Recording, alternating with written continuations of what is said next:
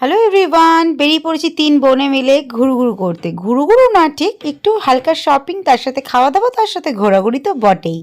তো জায়গাটা কি চেনা চেনা লাগছে? যদি চেনা চেনা লাগছে, শেষে আমি গিয়ে বলবো আমি কোথায় গেছিলাম। তো চেনা চেনা লাগলে কমেন্ট সেকশনে জানিও।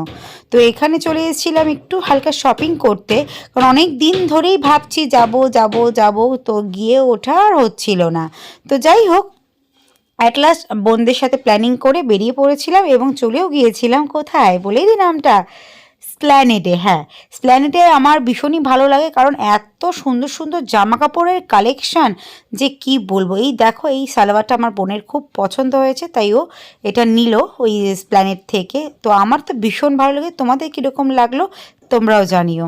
তারপরে চলে গেলাম একটু মেহুলের জন্য একটু শপিং করার জন্য, কিন্তু সেরকম না, আমার না ঠিক মানে কোয়ালিটি অনুযায়ী দামের ঠিক পছন্দ হচ্ছিল না বলে আমি না বুঝে উঠতে পারছিলাম না আমি কি নেব ওর জন্য, আর কি মানে কীরকম নেব। তো যাই হোক, তো ঘোরাঘুরির পরে আমাদের একটুখানি খিদেও পেয়ে গেছিলো, তাও বোনদের বললাম যে চল কিছু খাই। তো বোনরা বললো দাঁড়া, একটা জায়গায় ভীষণ ভালো মানে চাট পাওয়া যায়, ওখানে খাওয়াবো।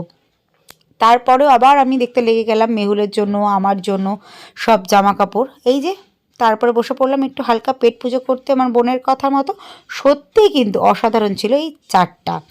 তো তারপরে আবার লেগে পড়লাম শপিং করার জন্য। আর কারা কারা তোমাদের মানে কাদের কাদের তোমাদের স্প্ল্যানেডের শপিং করতে ভালো লাগে আমাকে অবশ্যই জানিও। আর এই প্যান্টগুলো দেখো কি কিউট লাগছিল না, আমি না ভীষণ কনফিউজড ছিলাম যে মেহুলের হবে কি হবে না, ওই ভেবে ভেবে না আর নেওয়াই আমার হয়নি। এই দোকান সেই দোকান দেখে আর কিছুই কিনতে পারলাম না ওর জন্য, মানে ওকে না নিয়ে আসলে না এটাই হয়ে যায় আমার সমস্যা। তারপরে দেখো কি সুন্দর সুন্দর কানেরগুলো, আমার তো যেটাই দেখছি সেটাই মনে হচ্ছে কিনে নিই। আমি কিন্তু কিছুই কিনিনি, মানে কানের দুল, তাও খালি মনে হচ্ছিল যে কিনি কিনি। তো যাই হোক, দেখতেই পাচ্ছ আমাদের তিনজনের হাতেই কিছু না কিছু প্লাস্টিক রয়েছে। হ্যাঁ, কেনাকাটি কি হয়নি, কেনাকাটি তো অবশ্যই হয়েছে। তারপরে চলে আসলাম বাসে করে একদম স্প্ল্যানেড থেকে ডিরেক্ট সাউথ সিটি। প্ল্যানিং ছিল বাড়ি যাওয়ার, তারপরেও মাঝখানে ভাবলাম যে চলো কি করবো, তাড়াতাড়ি বাড়ি গিয়ে একটু ঘুরেই যাই। তো ওখান থেকে কিনেছিলাম হচ্ছে আমার জন্য একটা জ্যাকেট, মানে স্প্ল্যানেড থেকে, আর একটা জগার্স।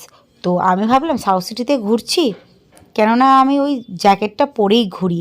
তো প্রথমে ঢুকে চলে গেলাম ওয়াশরুমে। ওয়াশরুমে গিয়ে ভাবলাম যে আমি আমার যে জ্যাকেটটা পরে গিয়েছিলাম এটা খুলে ওই জ্যাকেটটা পরে নিই। তো মানে সাউথ সিটি আর ওই জ্যাকেটটা পরলে তো খুবই ভালো লাগবে দেখতে। তো তার জন্যই আর কি, কারণ আমি না সত্যি কথা বলতে সেদিকে কিচ্ছু সাজাগুজা করে যাইনি। তো নর্মাল জামা কাপড় পরেই গিয়েছিলাম। সাউথ সিটিতে যে সবাই একটুখানি সেজে গুজে যায়, তো আমার মনে হলো যে ওই জ্যাকেটটা যদি পরি আমাকে একটু ভালো লাগবে দেখতে। তো তোমাদের আমি অবশ্যই দেখাবো আমি কি জ্যাকেট পরেছিলাম। তো এই দেখো, ফুড কোর্টটাতে কি সুন্দর লাগছে না, আমার ভীষণ ভালো লাগে। তো এই দেখো, এই জ্যাকেটটা আমি ওখান থেকেই কিন্তু কিনেছিলাম, আমার তো ভীষণ পছন্দ হয়েছে। আর তোমাদের কীরকম লাগলো আমাকে অবশ্যই কমেন্ট সেকশানে জানিও। জানো সেদিনকে কারদের সাথে দেখা হলো, কিন্তু ওনাদের আমার এত ভালো লাগে, কিন্তু তা সত্ত্বেও না আমি আর গিয়ে যে ফটো তুলবো সেটা না আমি আর পারলাম না, আমার এতটাই লজ্জা লাগছিল। কৌশিক সেন এবং তার ওয়াইফ মানে ঋদ্ধির মা বাবার সাথে আমাদের দেখা হয়েছিল। আমরা লিফট থেকে নামছি আর ওনারা লিফটে উঠবে বলে ওখানে গিয়ে দাঁড়িয়েছে।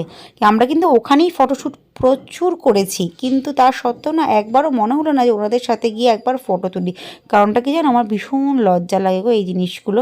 কিন্তু আমার ওনাদের না মন্ত্রমুগ্ধের মতন দেখছিলাম, কি সুন্দর এখনও তারা দুজনেই, কি ভালো লাগছিল। তো যাই হোক, এই দেখো সাউথ সিটির এটা রুফটপ, কিন্তু কি সুন্দর জায়গাটা, আমি তোমাদের কি বলবো। যারা এসেছো তারা তো জানোই, যারা আসোনি তাদের বলবো অবশ্যই কলকাতায় আসলে একবারই সাউথ সিটি রুফটপটাতে এসো। যাই হোক, সব কিছু মিলিয়ে আজকে সন্ধ্যাটা আমাদের খুব ভালো কাটলো। তো এবার মানে বাড়ি ফেরার পালা, কারণ আমার পুচকু সোনাও কিন্তু বাড়িতে রয়েছে। তো মা আছে বলে নিশ্চিন্তে আমি বাইরে হয়তো ঘোরাঘুরি করতে পারি, কিন্তু মা তো, তাই মনটা কিন্তু ওর দিকে টানে। তো চলো বন্ধুরা, ভিডিওটা আজকে আমি এখানেই এন্ড করছি। এইরকম ছোটো ছোটো ভিডিও দেখার জন্য আমার চ্যানেলটাকে অবশ্যই সাবস্ক্রাইব করে রেখো। টাটা।